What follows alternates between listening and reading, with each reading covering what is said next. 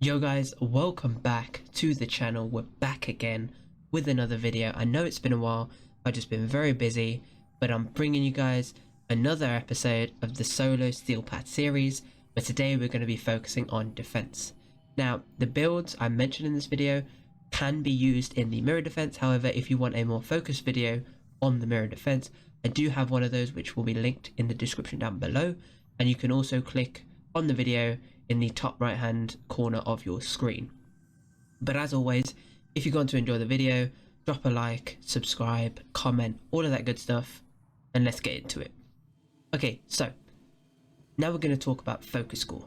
Now, it's a mix between two. So the first one is Generic. Now this is going to be to give us that passive energy over time through Wellspring and Hardened Wellspring.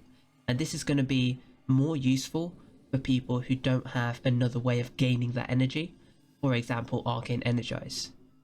And the second focus score that you could use is Uniru, and this is going to be more focused on Caustic Strike and Magnetic Flare. This is going to be more for the harder to kill units, for example your Napalms and your General Eximus units, where you can strip 100% of their armor, making them easier to kill.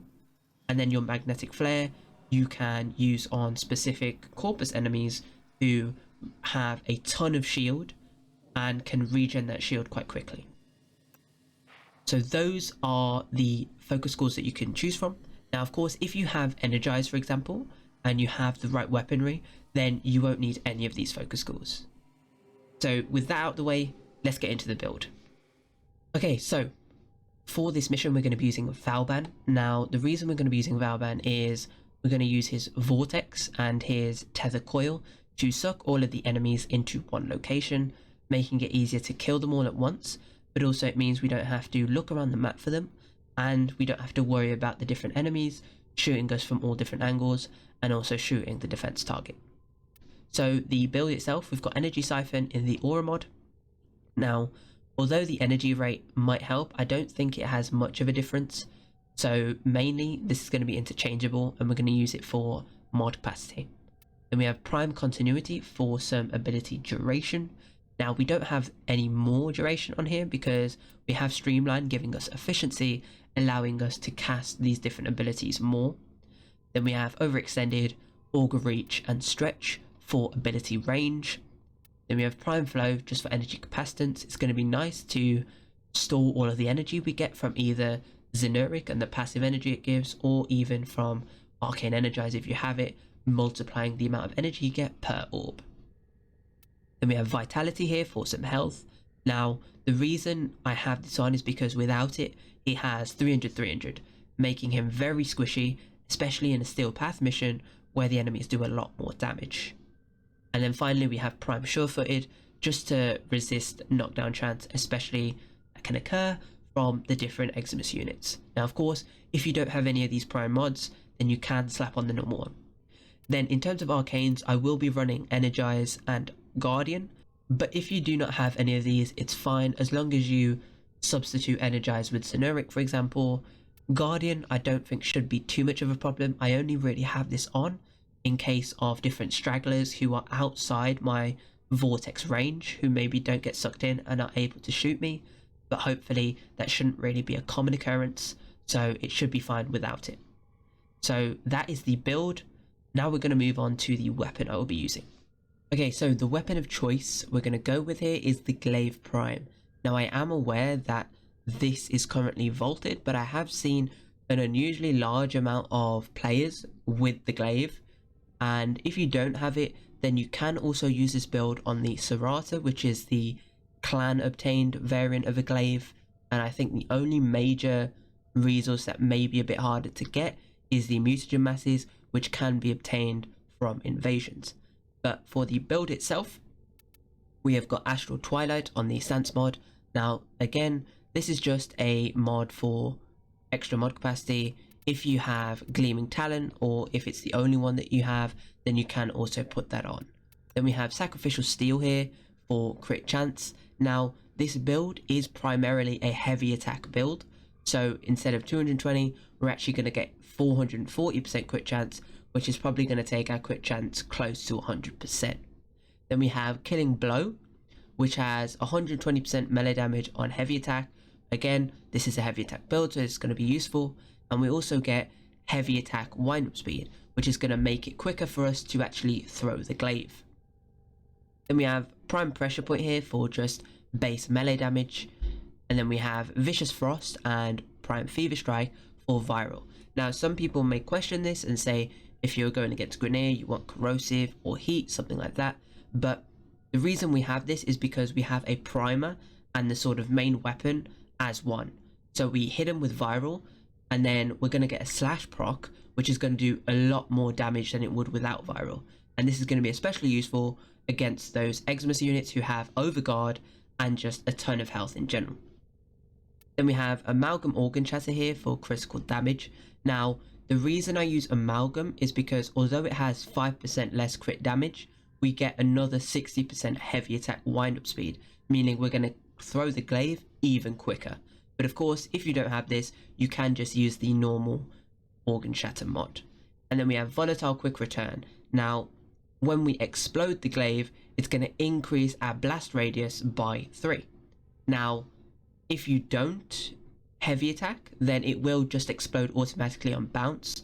But the idea is that we are heavy attacking to get full effect of this killing blow. And then finally, we have a Glaive Riven here, which has range, crit damage, and initial combo. But if you do not have a Glaive Riven, then I would just recommend replacing the Riven with Gladiator Might. Of course, I can't because I have the negative polarity, but you would get the picture. That is the build that we're going to be using. Now we're going to get into the gameplay.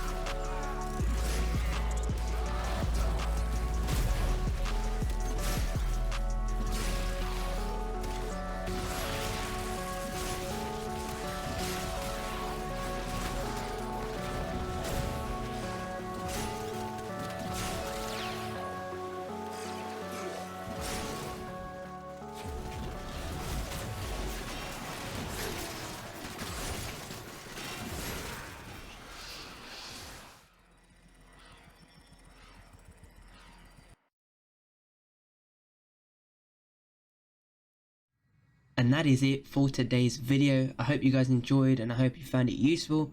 If you did, drop a like, subscribe, comment, all of that good stuff. I hope you all have a good day and I'll catch you in my next video. Peace. So catch me if I fall.